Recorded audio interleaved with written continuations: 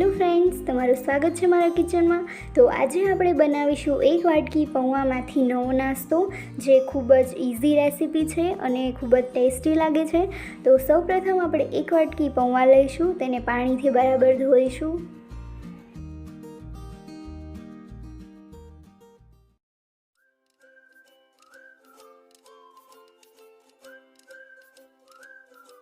ત્યારબાદ મિક્સર બાઉલમાં 1 કપ ડુંગળી, આદુ, મરચી, લસણ અને ધોયેલા પૌવાને નાખી મિક્સ કરીશું।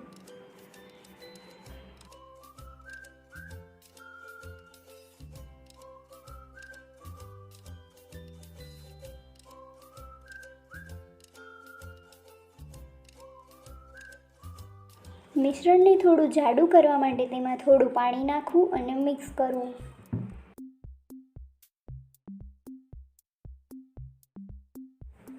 ત્યારબાદ બેટર બનાવવા માટે તેમાં સૌપ્રથમ પીસેલું મિશ્રણ નાખવું, તેમાં 1 કપ રવો નાખવો, ત્યારબાદ 1 કપ સમારેલા ટામેટાં એકદમ ઝીણા સમારવાના છે, 1 કપ કેપ્સિકમ અને છીણેલું કોબીજ નાખી પાણી નાખી મિક્સ કરવું।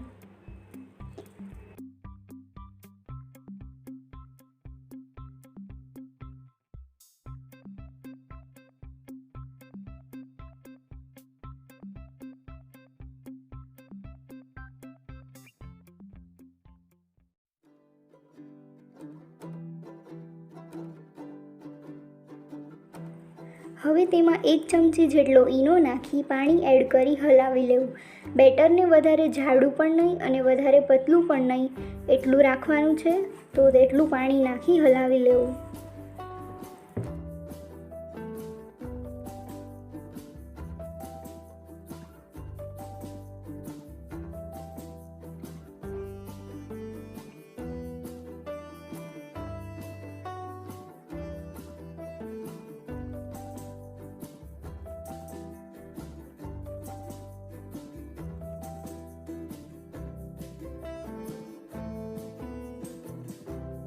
હવે ગ્રીન ચટણી બનાવવા માટે મિક્સર બાઉલમાં 1 ટુકડો આદુનો નાખવો, મરચી, લસણ, ધાણા અને સ્વાદ મુજબ મીઠું નાખી મિક્સ કરી લેવું।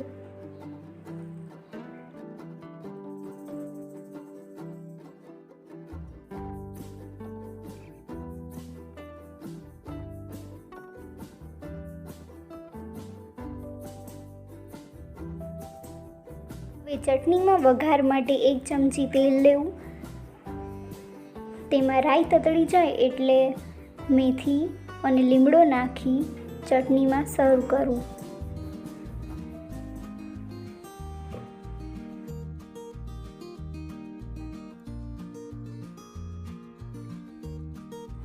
ત્યારબાદ અહીંયા તવી ગરમ થાય એટલે તેની પર તેલ લગાવી બેટર પાથરી લેવું।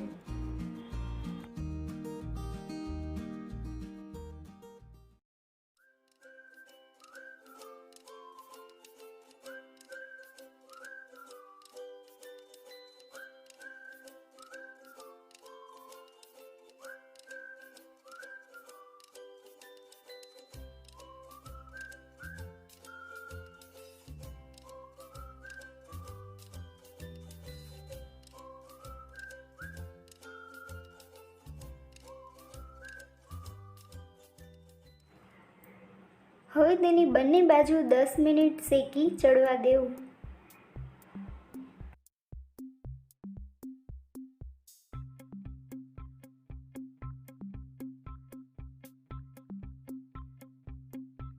તો તૈયાર છે અહીંયા આપણા નવા નાસ્તાની રેસીપી। તો તમને મારી રેસીપી કેવી લાગી તે કોમેન્ટમાં જરૂર જણાવજો। વિડીયોને લાઇક કરજો, શેર કરજો અને મારી ચેનલને સબસ્ક્રાઈબ કરજો।